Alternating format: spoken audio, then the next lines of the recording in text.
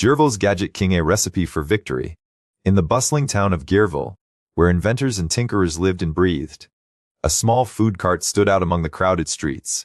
The sign above the cart read, "Sprocket Sandwiches," in bold curly letters, and the aroma of freshly baked bread wafted through the air, enticing passersby to stop and sample the wares. Behind the counter stood Sprocket himself, a wild-haired young inventor with goggles perched on his forehead and a perpetual smudge of grace on his cheek. He was famous in Gearville for his outlandish creations, but this time, he had outdone himself.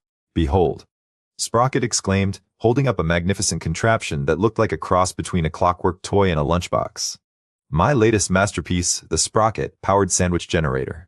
The device whirred to life as Sprocket flipped a switch, and a gleaming metal arm began to assemble a sandwich with lightning speed and precision. "Blimey," breathed the customer, eyes wide.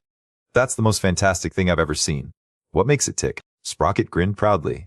"A specially designed Sprocket system, of course. It's like a tiny gear train that converts mechanical energy into culinary magic." As the day went on, Sprocket's sandwiches became the talk of the town, with folks lining up around the block to taste the miraculous creations. But not everyone was pleased. Reginald P. Bottomsworth U2, the snobbish owner of the rival, Bottomsworth's Bites food cart, scowled at Sprocket's success from across the street. "That upstart thinks he can steal my customers with his fancy gadgets." Bottomsworth sneered to his assistant. "I'll have him shut down in no time." Bottomsworth began spreading rumors that Sprocket's sandwiches were made from inferior ingredients, and soon, the crowds began to dwindle. Sprocket was devastated. He had sunk all his savings into the sandwich generator, and without customers, he'd be ruined. "Don't worry, mate," said a gruff but kindly voice behind him. It was Grimble, the town's oldest and wisest inventor. "I've got an idea to get you back on track." Grimble led Sprocket to his workshop, where they hatched a plan to enter the annual Gearville Inventors competition. The grand prize is a year's worth of free publicity and a guaranteed spot at the town fair. Grimble explained, "If we can get your sandwich generator in front of the judges, you'll be set for life." With newfound determination, Sprocket and Grimble tinkered through the night, fine-tuning the device until it was more efficient, more precise, and more dazzling than ever.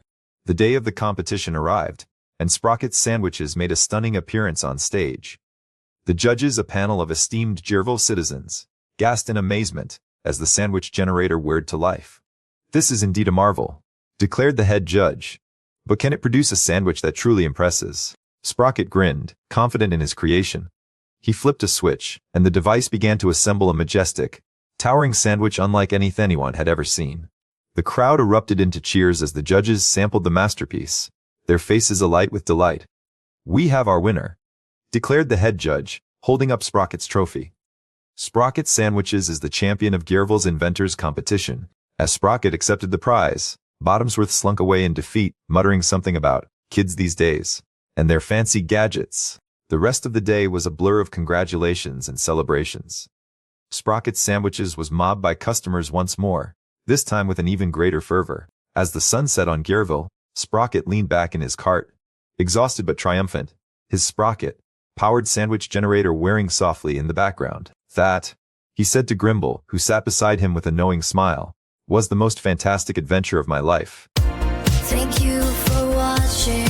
Thanks for watching my short story.